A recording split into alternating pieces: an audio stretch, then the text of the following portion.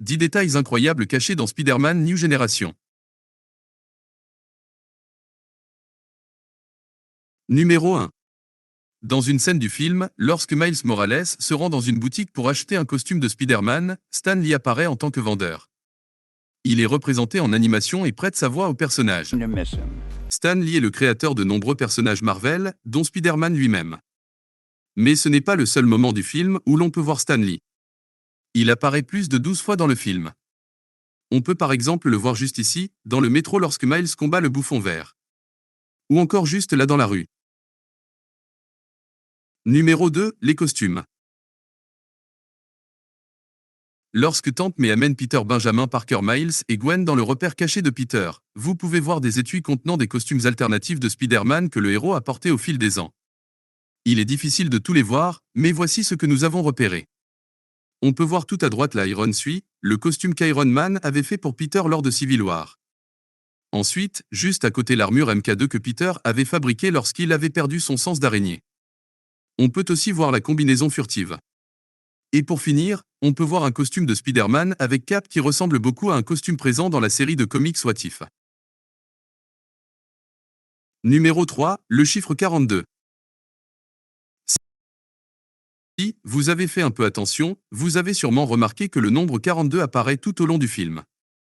En effet, on peut le voir sur la boule de loto, sur le costume que Miles achète, sur l'araignée qui pique Miles ou encore sur le sol juste ici. Si vous devez tous les lister, cela prendrait toute une vidéo. Si vous en avez vu d'autres, n'hésitez pas à nous le dire dans les commentaires. Du coup, le nombre 42 fait référence à un joueur de baseball, Jackie Robinson. C'est le tout premier joueur afro-américain de la Ligue majeure.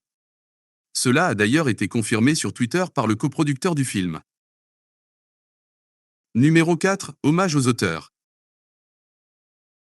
Lorsque Miles regarde son téléphone, vous avez peut-être remarqué que l'un de ses contacts préférés est répertorié comme B. Bendis. C'est une référence très claire à l'un des co-créateurs de Miles Morales, Brian Michael Bendis. Le contact répertorié comme Sarah Pichelli est également un clin d'œil à l'artiste de bande dessinée qui a d'abord dessiné la version Miles Morales de Ultimate Spider-Man. De plus, on peut apercevoir un peu plus tard le nom de Steve Ditko, co-créateur de Spider-Man avec Stan Lee. Numéro 5, les références au Spider-Man de Tobey Maguire. Même si le Spider-Man de Tobey Maguire n'apparaît pas dans le film, les réalisateurs ont placé quelques scènes lui faisant référence. En effet, quelques scènes tirées de la trilogie de Sam Raimi ont été reproduites dans le film. Nous avons noté la scène du baiser, la scène où une voiture passe à travers une vitre, ou encore la scène du train. Numéro 6, la Spidémobile. Le repère secret de Peter Parker regorge d'artefacts, dont la Spider-Mobile, une Jeep décorée en rouge et bleu qui a fait ses débuts dans la bande dessinée en 1974. Il y a aussi un avion, qui pourrait être une référence au WebG. On peut d'ailleurs aussi apercevoir une moto qui ressemble beaucoup à la Spider-Cycle apparue dans la série animée Ultimate Spider-Man. Numéro 7, le repère. Toujours dans le repère de Spider-Man, on peut voir plusieurs photos fixées au mur à l'aide de sangles. Les photos représentent des méchants classiques, dont Hammerhead, Nightwatch et la Rose. Numéro 8, la Terre alternative. Les cinéastes se sont beaucoup amusés à peupler leur Terre alternative de petits détails qui montrent des différences subtiles entre le monde de Miles Morales et le monde réel. Into the Spider-Verse est truffé de panneaux d'affichage, d'affiches et de publicités pour des produits légèrement éloignés de notre univers. Pendant les scènes à Times Square, il y a un panneau d'affichage annonçant un film intitulé Baby Shower qui ressemble étrangement à l'affiche de Bridesmaid. On peut aussi voir une affiche pour le Redman Group, référence évidente au Blue Man Group. Numéro 9, Oncle Ben.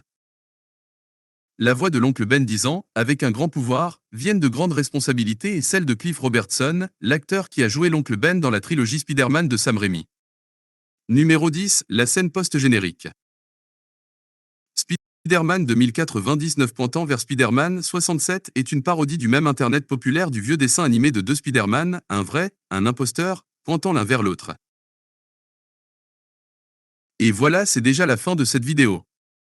Merci d'avoir regardé. Si cela vous a plu, n'hésitez pas à liker et à vous abonner. Pour plus d'infos, n'hésitez pas à aller voir notre compte Instagram. C'était Patriote, à la prochaine.